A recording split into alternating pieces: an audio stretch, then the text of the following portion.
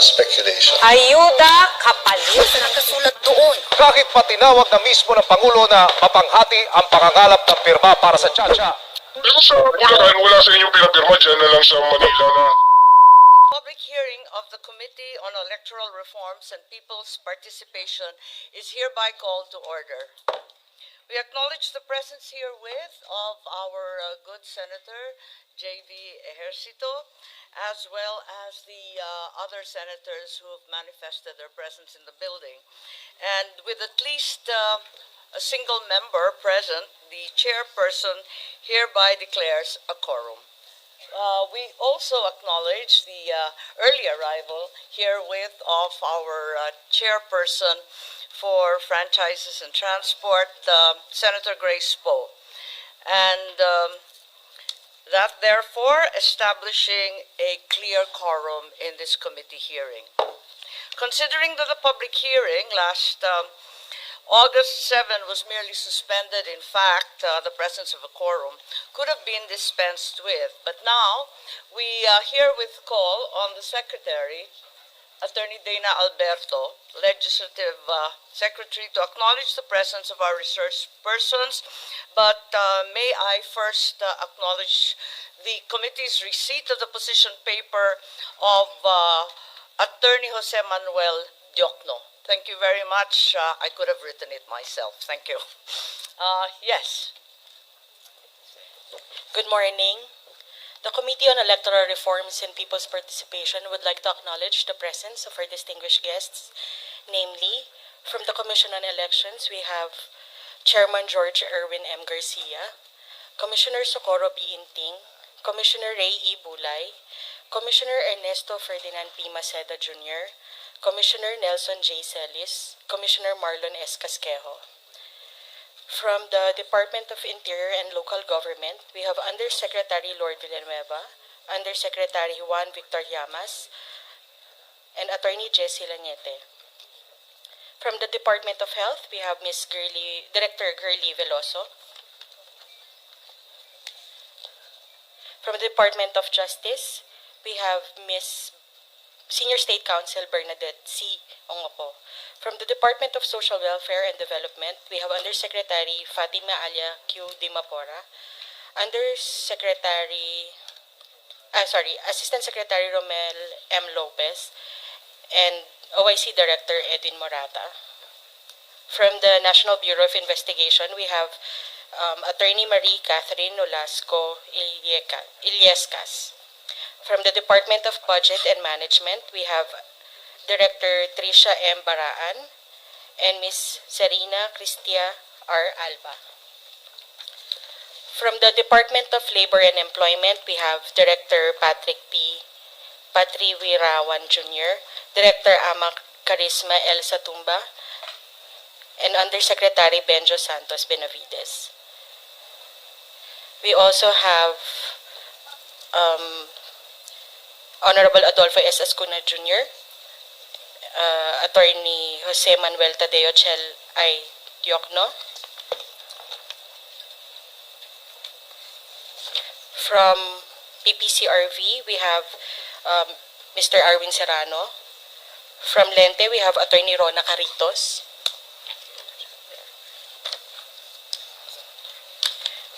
From San Lakas Coalition, we have Attorney Aaron Pedrosa.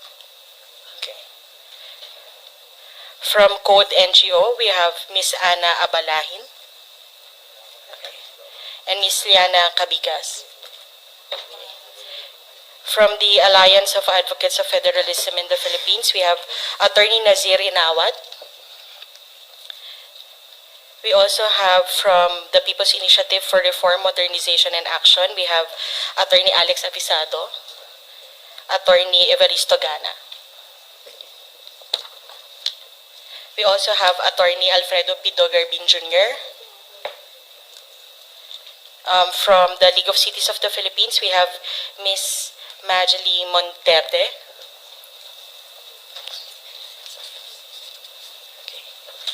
Meron po bang hindi po natawag na resource person? That would be all. Okay. Mr. Noel Oñate for pirma. Yes, I mentioned already po. Thank you. Yes, thank you very much, Secretary. We are also awaiting either position papers or perhaps their presence and participation of our former Chief Justice and Ponente of the Santiago ruling, C.J. Davide, the other justices, Justice Ascuna, Justice Art Panganiban, and Justice Carpio. I'm here, Your Honor, Justice Ascuna. Oh, there we are. Thank Oh, you. so sorry. Okay, thank you very much. I wasn't certain you had arrived. Thank you. As we know, the agenda for today are the two Senate resolutions that I have filed, 902 and 903. First, 902, directing an inquiry in aid of legislation into the alleged payoffs and misrepresentations in the signature campaign for the People's Initiative. Secondly, 903, directing the committee to conduct an inquiry again in aid of legislation into the efficacy of Republic Act 6735 in providing for a system of initiative and referendum. After news reports of the Speaker of the House of Representatives blatantly stating they were addressing the procedural gap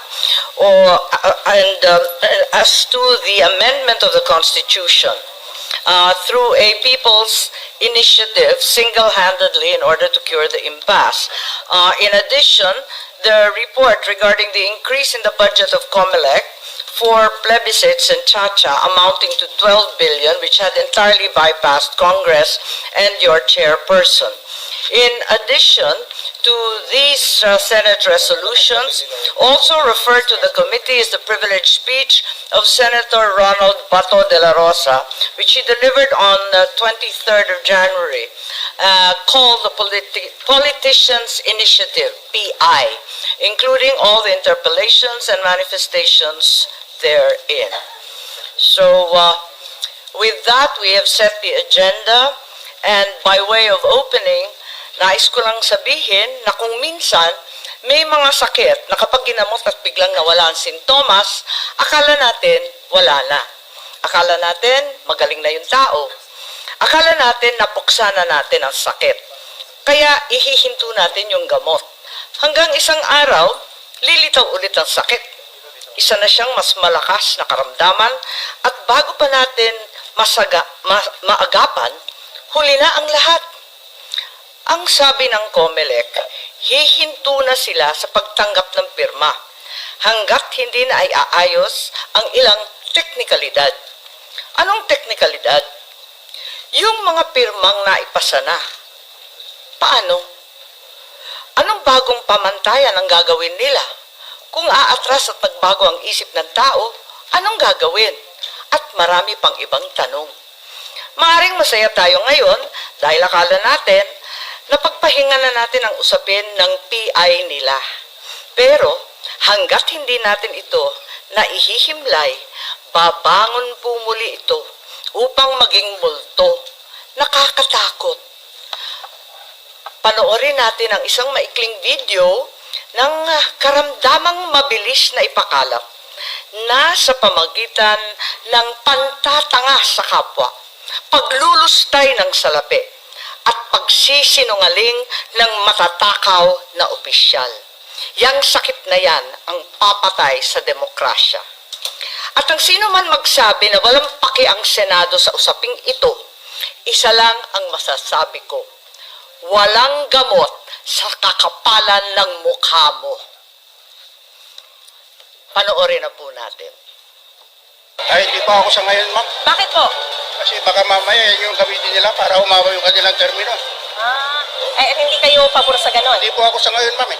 Ano ba yung charge? Siguro na lang kasing konstitusyon eh. Wala akong ideya. Kasi rinig ko, sabi daw, yan yata yung stand ng parang walang eleksyon. Yun ba yun? Wala kaming alam noon, basta ano lang kami, nagpirma lang. Nagulat nga rin ako bakit pirma? Ano to? Para sa ayuda ba to? Sabi nila, oo daw. Tapos nung ginapakasan, nalaman namin, hindi pala ayuda yun. Chat-chat change pala yun. Ibig sabihin, walang eleksyon. Dapat pag-aralan muna yan, di ba? Hindi kasi basta-basta oo lang tayo ng oo. Kailangan alam tayo, di ba? Ayoko talaga. Marami ding ayaw. Baga ano lang prinsipyo natin eh. Karapatan lang din naman natin na kung ano yung gusto lang natin, di ba? Wala pa akong idea sa konstitusyon natin. Hindi niyo pa po nabasa. Hindi pa. Ay ako talaga sa totoo lang walang alam dyan. Kasi hindi naman totally pinapaluwal sa mahihirap yan. Sa mga may mga alam na matatalinong tao na may alam yan. Di ba? So yung konstitusyon na yan, kano na lang yan. Hindi natin alam mahihirap yan. Definitely, yung opisina niya ang nag-alok ng 20 million kada distrito. Definitely, nanggaling sa kanila yung very attenuated timeline. That is baseless, prove it. Kasi maraming marites lang lumalabas yan sa Senate eh. A lot of speculation. Ayuda kapalit ng pirma. Pumirma ang ilang residente sa Quezon City sa inakala nilang ayuda ng lokal na pamahalaan. Ang nag-utos si House Speaker Martin Romualdez. Umiikot ngayon sa ilang barangay ang form na ito na lumilikom ng pirma sa mga botante kapalit ng 100 piso. Yung form na ito, para ito sa kinakalap ng ating mahal na congressman na signature campaign. Pangako, bibigyan sila ng ayuda kapalit ng kanilang pirma. May na-monitor din ganitong gawain sa iba pang barangay sa Quezon City. Kasama sa mga pumunta ang 57 anyos na itago natin sa pangalang Ana. Pinapirma sila sa isang papel. Tinanong ko kung ano yun. Ano daw, ayuda daw. Pagkakaalam ko, 3,000 eh. Hindi na raw ipinaliwanag pa ang tungkol sa nakasulat doon. Kahit patinawag na mismo ng Pangulo na mapanghati ang pangangalap ng pirma para sa Chacha, tuloy pa rin ang pagkalap ng petisyon sa ilang lugar sa probinsya.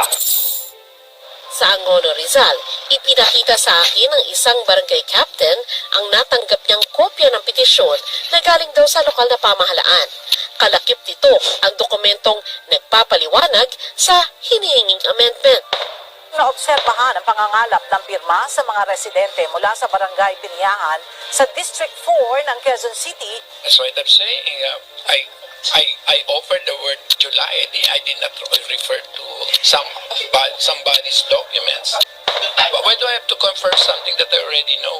Ang nag-utos si House Speaker Martin Romualdez. Sana, yung mga kaibigan natin sa Senado, imbis na kung anong pinag-uusapan, so PI, so RDs, tapusin na lang yung trabaho nila. Tutukan na lang yung trabaho nila.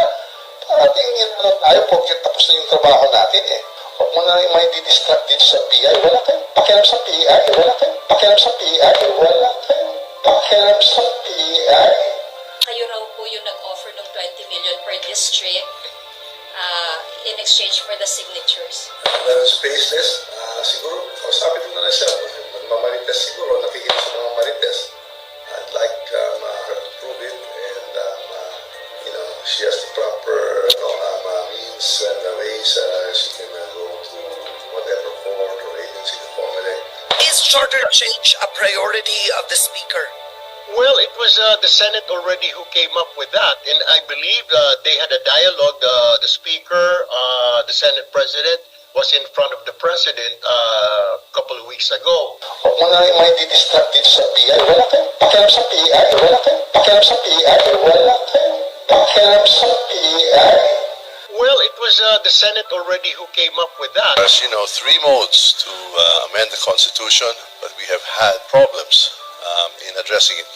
We are thinking right now of addressing the procedural gap or question as to how we amend the Constitution. And that's either we vote jointly or separately. We'd like to have that resolved by and through a people's initiative. And that's either we vote jointly or separately. We'd like to have that resolved by and through a people's initiative.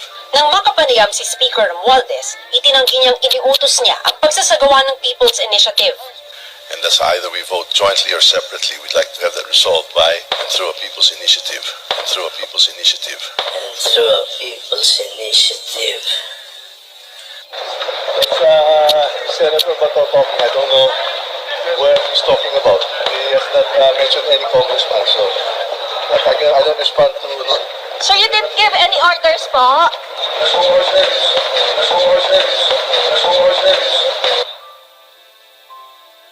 Si Senate Majority Leader Joel Villanueva nanawagan naman sa publiko na i-report ang mga umano'y suhol kapalit ng pirma para sa charter change. Wala na sa Bulacan, ano ka ba? Hindi na sa pirmahan na nung people initiative. Tagal ko na rito, ilang taon na ako dito, ano ka ba? Wala naman, nandun ka pa. Pero sa Bulacan, wala sa inyo pinapirma dyan na lang sa Manila na council.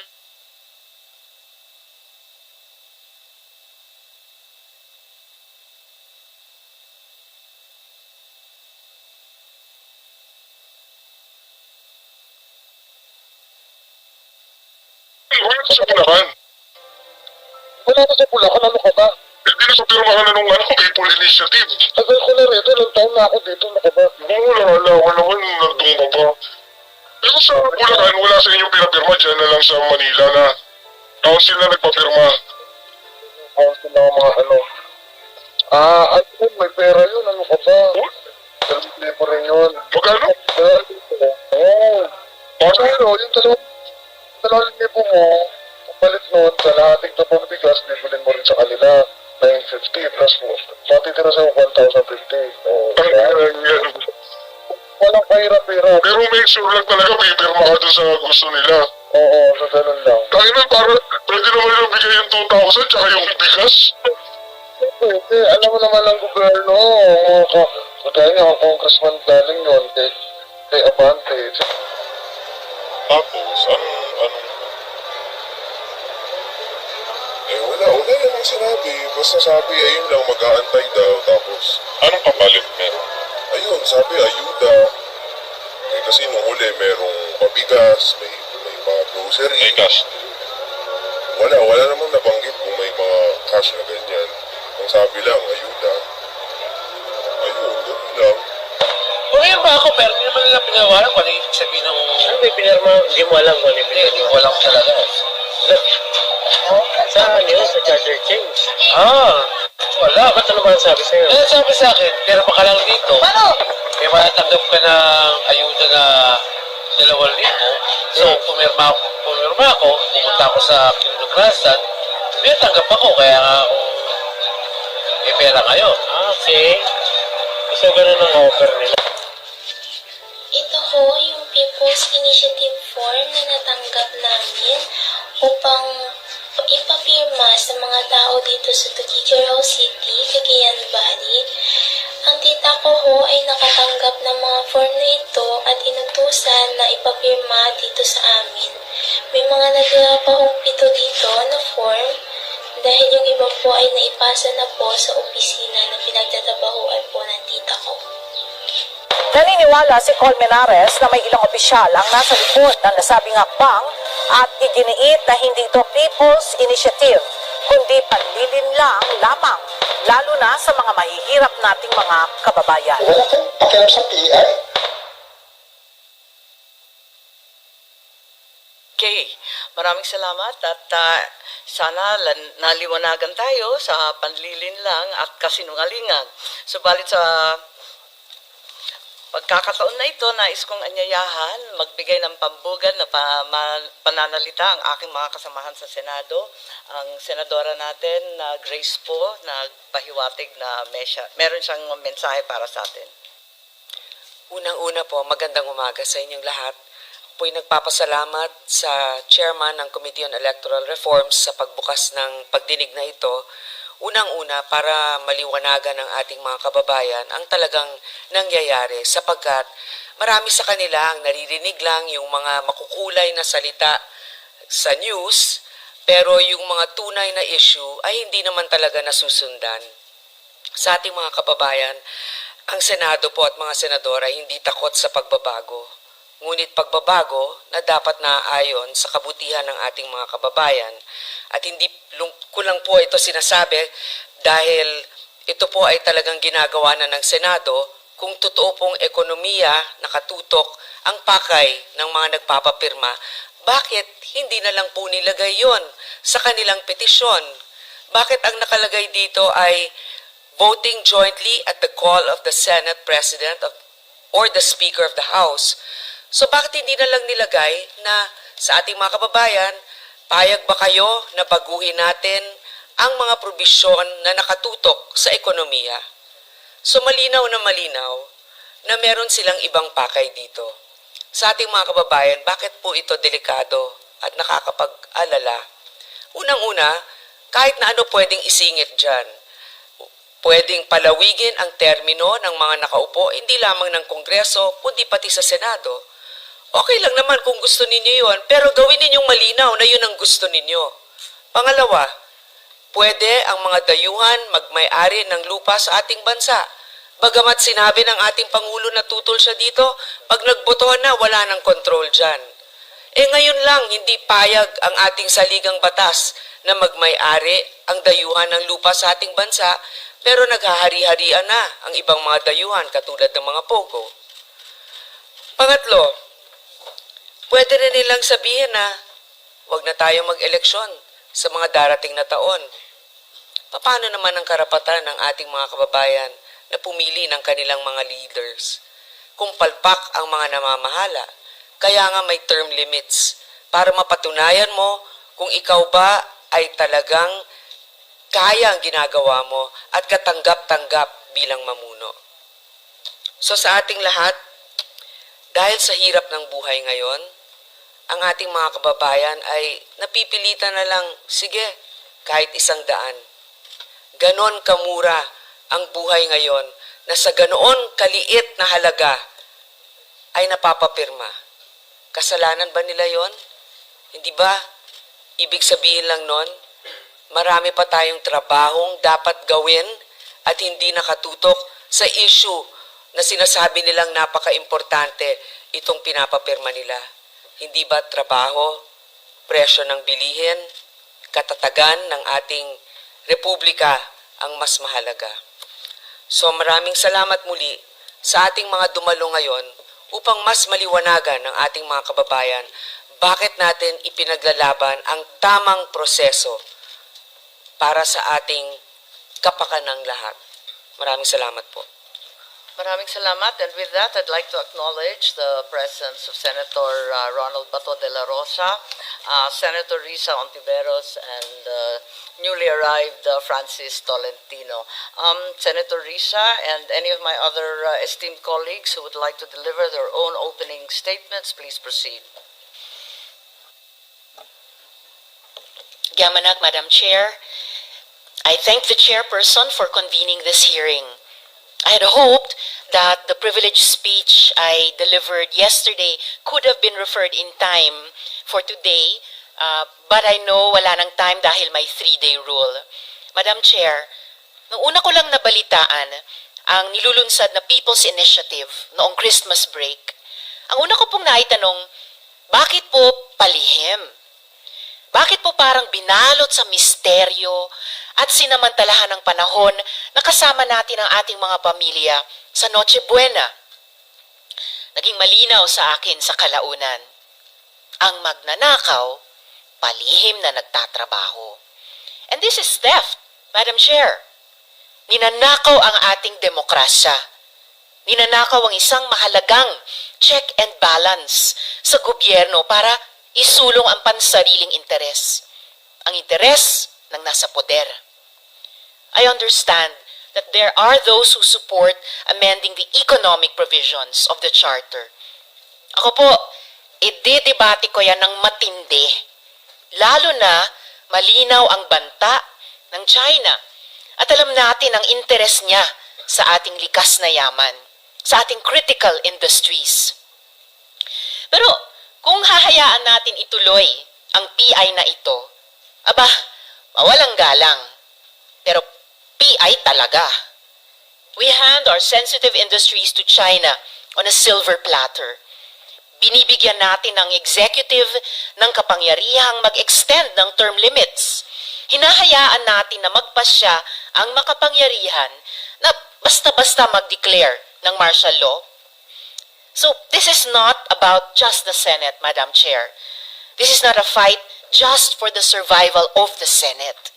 This is a fight for our collective democracy.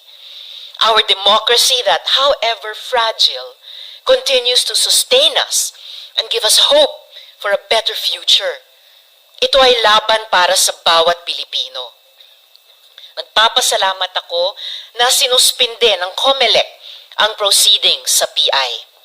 Pero sana po madidig din natin definitively na na hindi na talaga itutuloy. Dahil hindi po ito talaga ang sagot sa kailangan ng mga Pilipino ngayon. Disenteng trabaho, murang pagkain, pagsukpo sa korupsyon. Habang nag-aaway ang nasa taas kung cocaine o fentanyl, kung nasa watchlist ba ng PIDEA, ang taong bayan patuloy ang paghihirap. Nasa pagitan ng nag-uumpugang mga bato at ang gusto lang ay guminhawa ang buhay. Let us focus on what matters. Let us not forget why we work and for whom. Muli, agyamanak, Madam Chair, I'll be ready with my questions later. Maraming salamat. I'd like to acknowledge also the receipt of this committee of position papers submitted by Commissioner Rene V. Sarmiento, who was a member of the 1986 Constitutional Convention, the position paper of the Department of Social Welfare and Development, the position paper as well of NAMFREL that we received only today. Are there any other senators who would like to make an opening statement? Senator Ronald Bato de la Rosa, please. Thank you, Madam Chair. Madam Chair, Senator Amy Marcos, dear colleagues, and to all our resource persons, isang mapagpalang umaga sa ating lahat. I would like to thank Madam Chair, Senator Amy Marcos, for leading the Senate inquiry to ferret out the truth on the alleged payoffs and misrepresentation in the signature campaign for People's Initiative. We also look forward to today's discussion on the very important issue on the adequacy of RA number 6735 as an enabling law for the constitutionally established system of People's Initiative as a means to introduce amendments to the Constitution. At this juncture, I would like to commend the COMELEC led by Chairperson Garcia in suspending all their proceedings relative to the ongoing politicians' initiative. Kahit po suspendido ng COMELEC ang pagtanggap ng mga pirma, kailangan pa rin nating bigyang linaw kung paano at sino ang mga nanloko sa ating mga kababayan para makakalap ng pirma para sa Politicians Initiative. Layon po natin na mabunyag at bigyan ng mukha at katauhan ang mga nagpasimuno ng panlilinlang at pagsasamantalang ito. Sa panahon na atin nang silang matukoy, siguro ay maaaring isama ng komiting ito sa pangunguna ng ating chairperson na makabuo na rekomendasyon na magsampa ng kaukulang mga kaso. Pananagutin natin ang mga mapagsamantala at manluloko. Nais po natin na hindi na maulit ang ganito mga insidente kung saan animoy itinulak sa bangin ang ating mga kababayan. Pinupwersa nila at ginigipit ang ating mga kababayan, lalo na ang mga naghihirap, na ipagbili ang kanilang mga dangal kapalit ang kakarampot na salapi. Ang higit na masakit sa kalooban, ang mga ulat na pera mismo ng gobyerno ang ginamit upang isakatuparan ang maitim na balak na ito. Kung mayroon pang hihigit sa paglalarawan na iginisa sa sariling mantika ginang Pangulo, ay hindi ko na alam. Noong nakaraang linggo, nagsagawa kami ng pagdinig sa Committee on Public Order and Dangerous Drugs tungkol sa ayuda scam. Napag-alaman namin na direktang ninakawan ang mga taong nakatanggap ng ayuda galing sa gobyerno. Mula sa 5,000 piso, 1,000 piso lamang ang naiuwi ng ating mga mahihirap na benepisyaryo. Illegal at kasuklam-suklam ang ganitong gawain. Ngunit nagbukang maliit na iskandalo pa ito kung ikumpara sa Politicians Initiative na mas karimarimarim at kung totoosin ay halos nakakapandiri na sa kawalang hiyaan at kapal ng mukha. Sa Bisaya pa, way ulaw, way uwaw. Kung sa nabanggit na ayuda scam na aming iniimbestigahan ay 4,000 piso ang ninakaw muli sa ating mga kababayan. Kinabukasan naman po ang gustong kamkamin ng mga buwitring nagsulong ng Politicians Initiative, Peking Initiativa, PI, pansariling interes. Tama po ang sinabi ng ating kasamahan dito sa Senado. Kaluluwa ng bayan ang ninanakaw ng mga oportunistang nagkukubli sa likod ng mga pirma ng ating mga walang muwang na kababayan. Kung yung pagnanakaw po ng 4,000 pisong ayuda ay hindi natin pinalampas, ito pa kayang pandarambong sa kinabukasan ng ating bayan? Palihog lang, ayaw intao ninyo pahimusli ang kapobrehon sa atong mga kaigsuunang Pilipino. This is the part that is most painful, most unacceptable for me. For self-seeking individuals to capitalize on poverty, using it to their advantage, advancing their ambition. We simply cannot let this slide. Tiwala po ako na sa pangunguna ng ating chairperson, Senator Amy Marcos, hindi lamang maisisiwalat ang katotohanan, mabibigyan din natin ng katarungan ang ating mga kababayan na pinagsamantalahan. Sila mga pinaglaanan ng ayuda ng ating pamahalaan, ngunit napilitang ibinta ang kanilang lagda at dignidad. Daghang salamat, Senator Amy, sa pagtindig. Sa ating mga kababayan, nanawagan po kami sa inyo, kasama ang panawagan ng ating kumilig. Maaari niyo pong bawiin ang inyong pirma na sa pilitang ginawa sa inyo ng Politicians Initiative. Huwag po natin hayaang magtagumpay ang mga mapanlinlang at masasamang loob na gustong nakawin ang kinabukasan ng ating bayan. Maraming salamat, Madam Chairman.